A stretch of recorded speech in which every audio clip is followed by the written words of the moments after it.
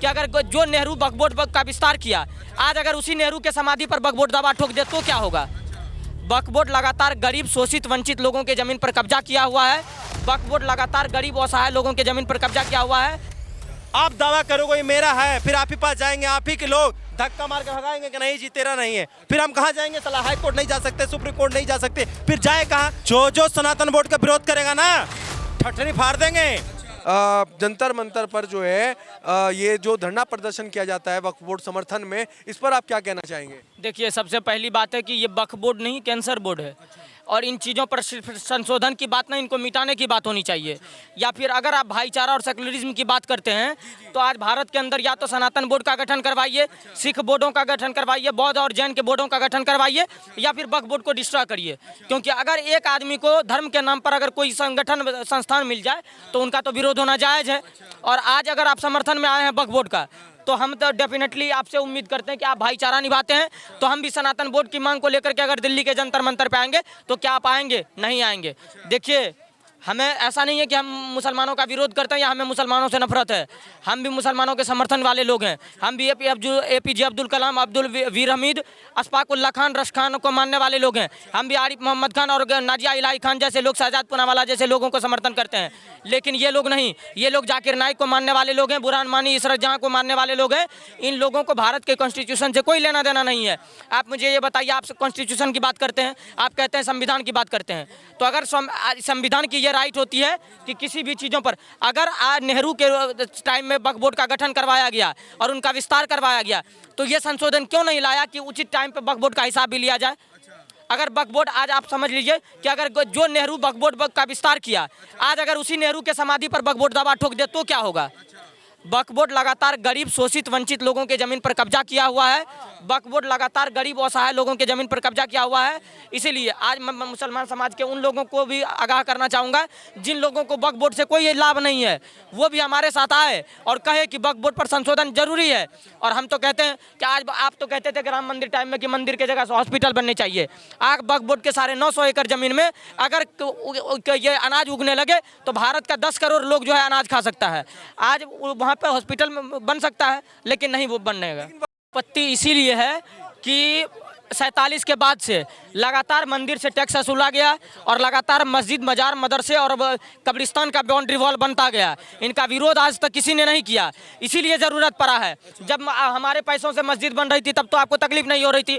पंडितों के सैलरी में से पैसे कट करके मौलाना को सैलरी मिल रहा था, तब तो आपको तकलीफ नहीं हो रही थी। लेकिन आज अगर उनके संशोधन की बात हो रही है, उनके जांच की बात हो रही है, तो आपको तकलीफ हो रही है। मुस्लिम समाज कह रहा है कि भाई आप जो संशोधन कर रहे हैं गलत कर रहे हैं। भाई वक्फ बोर्ड के अंदर हिंदू, जो सरकार ने कहा है कि भाई एक जो है हिंदू भी होना आवश्यक है, तो क्या आवश्यक है कि भाई मुसलमानों का उनका अपना वक्फ बोर्ड है, उसके अंदर आप जो है हिंदू की जो है एंट्री करना क्यों चाहते हैं? हमारे अंदर भी मंदिर कमेटी है, आप आओ, आपका स्वागत है।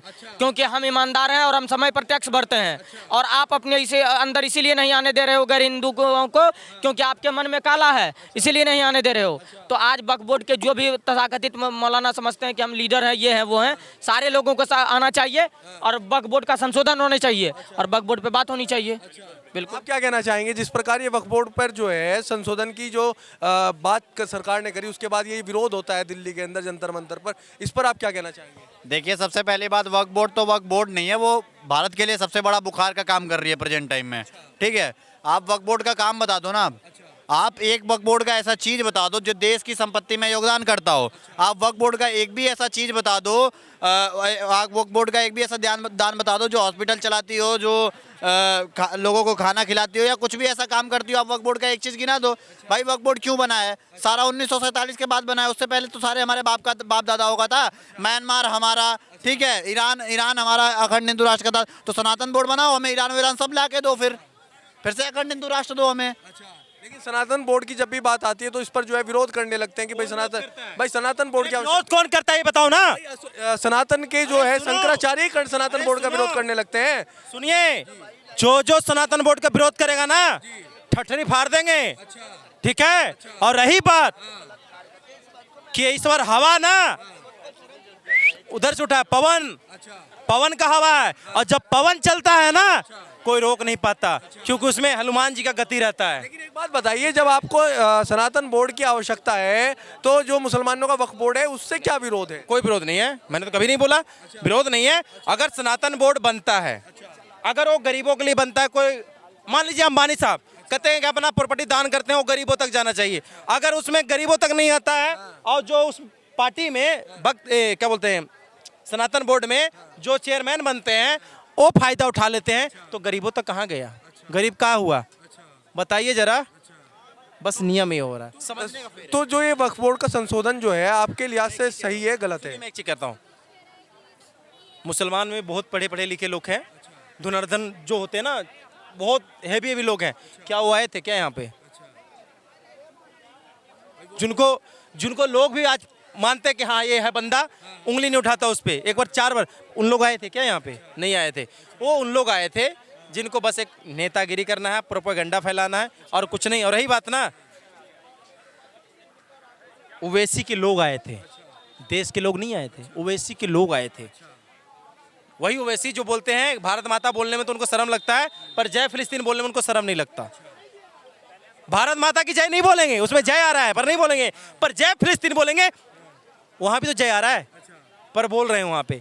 इनकी सोच देखते हो, इनका मानसिकता देखिए। लगता है ये राजनीतिक, केवल एक राजनीतिक। और रुकी रही बात, मोदी साहब ऐसा कोई काम करके नहीं जाएंगे जो आने वाला हमारे जो बच्चे हैं वो कहेंगे गलत करके गए। वो जो भी काम करके जाएंगे, या हिंदू हो या मुसलमान हो या ईसाई हो सिख हो, आने वाले 100 साल जब तक पृथ्वी रहेगा, लोग कहेंगे कि हाँ काम अच्छा करके गए। जैसे एपीजे अब्दुल कलाम काम अच्छा करके गए, हमारी औकात नहीं, हिम्मत नहीं है कि एपीजे अब्दुल कलाम पे हम उंगली उठाएं, कभी नहीं उठा सकते, क्योंकि उन्होंने काम करके अच्छा गए। अटल बिहारी वाजपेयी जो काम करके गए हैं, उन पे कोई उंगली नहीं उठा सकता। कांग्रेस के नेता थे सरदार वल्लभ भाई पटेल, क्या उन पे कोई उंगली उठाता है? क्योंकि काम अच्छा करके गए हैं। जो काम गलत करके जाएगा उस पर हमेशा उंगली उठाया जाएगा, समझे ना? तो रही बात, वक्फ बोर्ड खत्म नहीं हो रहा। कौन बोलता है वक्फ बोर्ड खत्म हो रहा है? चेंजिंग किया जा रहा है कि ये नियम नहीं होना चाहिए। नियम अगर आपका है, रियल में आपका प्रॉपर्टी है, तो आप कोर्ट में आइए, सुप्रीम कोर्ट, हाई कोर्ट, जितना कोर्ट बने हुए, आप कोर्ट में आइए, कोर्ट में फैसला होगा कि अगर ये आपका चीज है तो आपको दिया जाएगा, अगर नहीं है तो केस लड़िए।